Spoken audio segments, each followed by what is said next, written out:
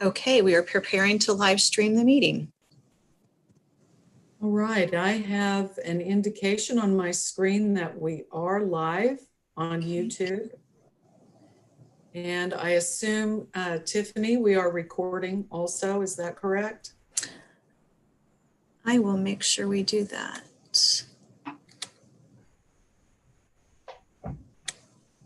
Yes, we are recording as well. All right, very well. Good morning. My name is Justice Evelyn Wilson. I am the non-voting chair of the 10th Judicial District Nominating Commission, and I'd like to welcome you all today to our meeting.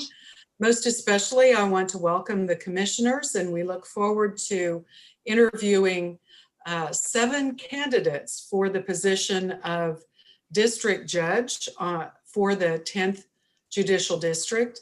This position is to succeed that of District Judge Tom Foster, who is retiring and will be greatly missed. He was an excellent judge. So let's get the process started in counting the people who are here on the nominating commission. I am going to declare a quorum, and I'll ask Tiffany, my assistant, Tiffany Fisher, to please make a roll call and call the names of the commissioners to make sure that everyone is here and their technology is working. Okay. Kevin Moriarty. Present. Okay. James Griffith. Present. Stephanie Moore. You might unmute.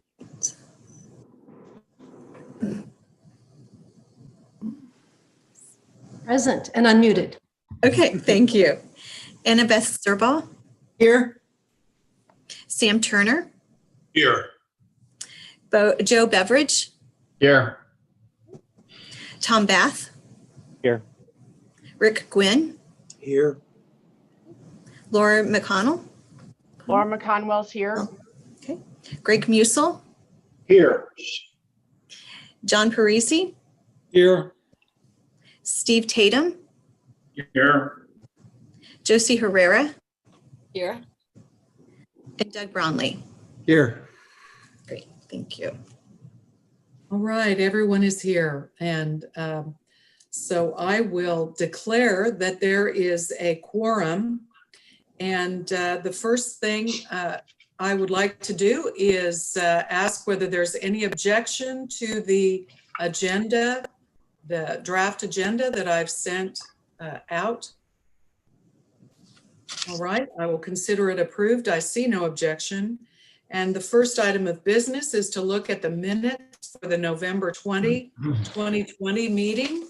I believe that those have been distributed to the members of the commission for your review. And when you are finished reviewing, I would entertain a motion either to approve or to clarify or correct. Move for approval. Annabeth Serbaugh has moved for approval. Greg Musel, second. It's been moved and seconded to approve the minutes as presented. Is there any discussion? Hearing no discussion, I'll ask the members of the commission to vote by raising your hand if you approve the minutes. I believe that's unanimous. The minutes as submitted are approved. And Tiffany, I forgot to ask before we started, do you have the public number for the public to call in? Yes, it is 1-877-400-9499. And the code is 219-938-1974. And I will note for the record that has been advertised. And I will call that now.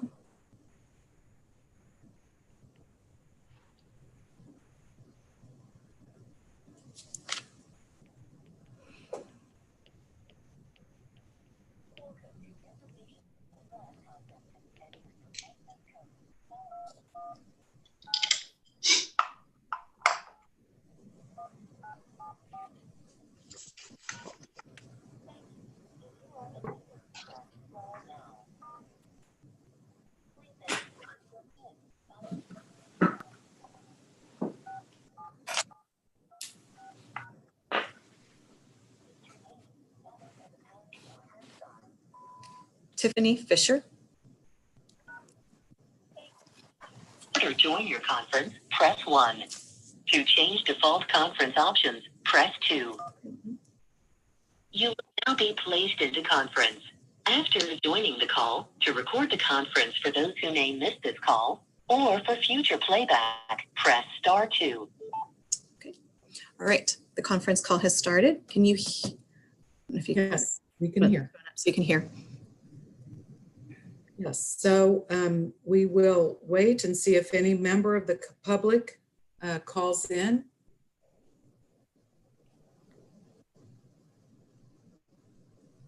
Do you want me to repeat the call number and code? Okay. That's fine. It's been advertised and Okay. anyone can call in who wants to, and we can wait just a few minutes to see whether someone does.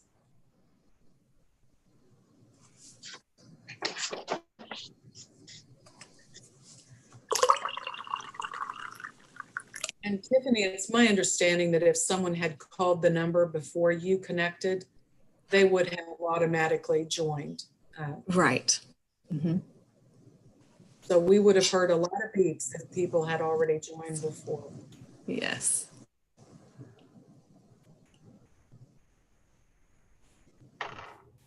And I haven't heard any. No.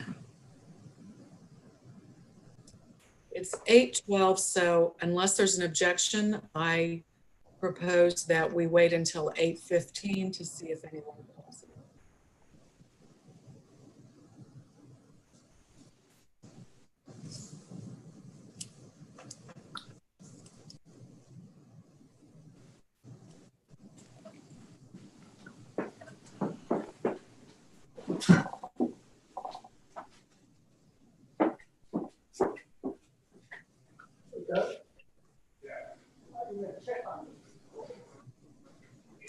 I do note in the minutes that we did say public comments were at 8:15. Right.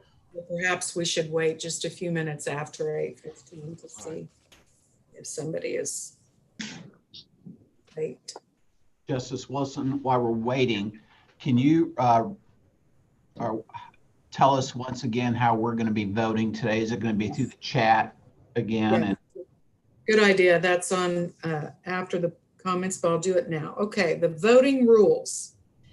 In the first round, each commissioner is allotted the number of votes equal to the number of nominees to be submitted, from 3 to 5, and that will be for you all to decide. For each subsequent round, each commissioner will have 1 vote per nominee position that remains unfilled. For an applicant to be selected as a nominee, he or she must receive at least 8 votes, regardless of the number of commissioners present and voting. Each commissioner is allowed to cast only 1 vote per applicant per round. Commissioners must cast all of their allotted votes each round. First round, all votes are cast on the entire list of interviewees. For an applicant to continue to be considered after the first round, he or she must receive at least 2 votes. If an applicant receives 8 or more votes in the first round, the applicant becomes the nominee and his or her name is removed from the ballot for the second round of voting on the remaining unfilled positions. In the event more than the number of applicants to be submitted, from 3 to 5, receive 8 or more votes, only those with 8 or more votes will be on the ballot for the second round. Second round, each commissioner is allotted a number of votes equal to the number of positions remaining unfilled after the first round. If fewer applicants than the number of unfilled positions receives 8 or more votes in the second round, those applicants with 8 or more votes become the nominees, and their names will be removed from the ballot for the third round. If more applicants receive 8 or more votes than the number of unfilled remaining positions, only those persons with 8 or more votes will be on the ballot for the third round. It's only 8:16, so I'm going to read what we do in the event of a third round. Each commissioner is allotted a number of votes equal to the number of positions remaining unfilled after the second round.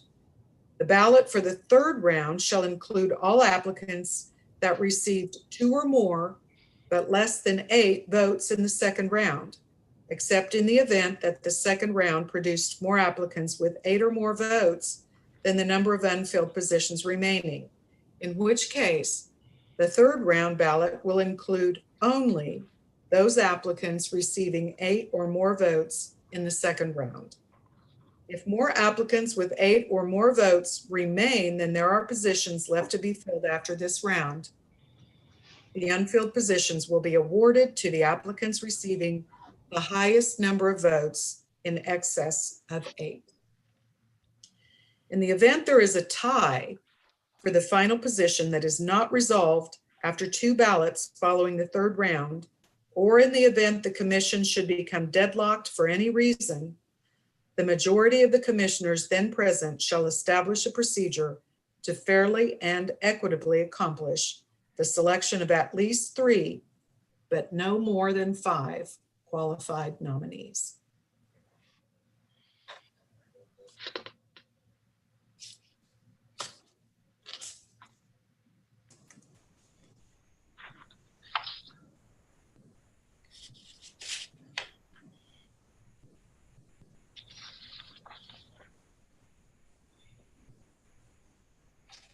Tiffany, nobody's beeped in yet, right? No. No, it's 8:18. I think we should probably wait till 8:20. That's all. And while we're waiting, Justice Wilson, are we going to be voting by chat or writing the names down in email? How are we going to do it this time? Because we did a combination last time. What I would suggest is that each of you have your phone and take a picture of your ballot with your phone and then email it to me. And that way we'll have a record. I will keep the emails and I will give the emails at the end of the day to Tiffany. My email address is my last name and first initial, which is WILSONE at kscourts.org. Didn't we also mail them to you?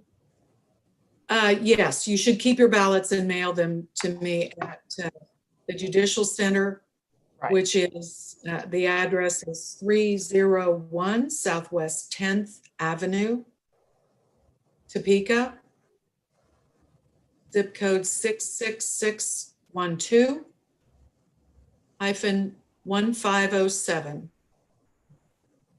Could you repeat your email address again? WILSONE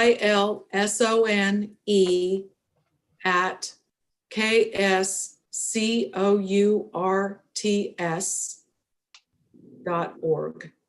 O-R-G.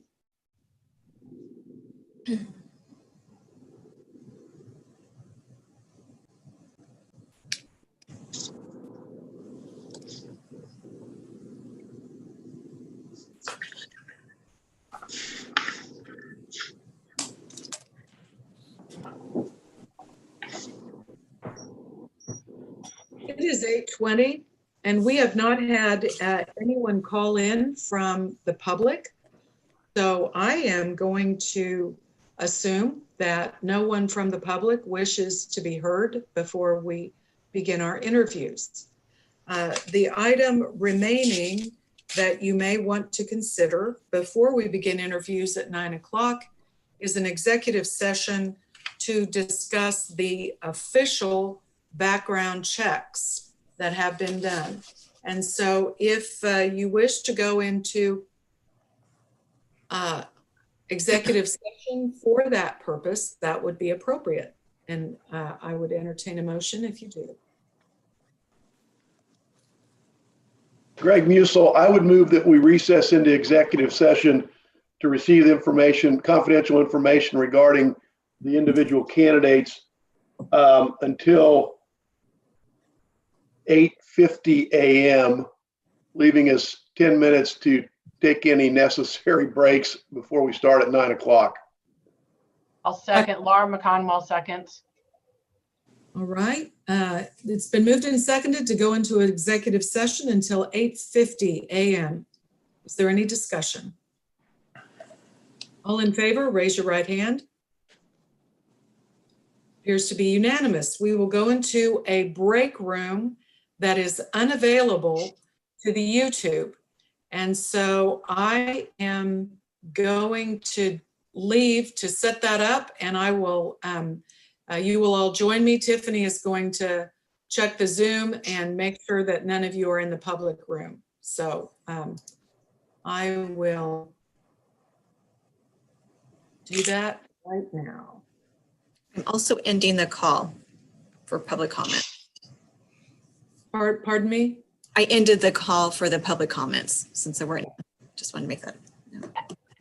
Hey, James, will you remind me later when we're in an open thing about your request of Greg Musel on, and Greg, I haven't talked to you about this, on the Bar Association doing a monkey survey on why more attorneys aren't applying. Okay, thanks.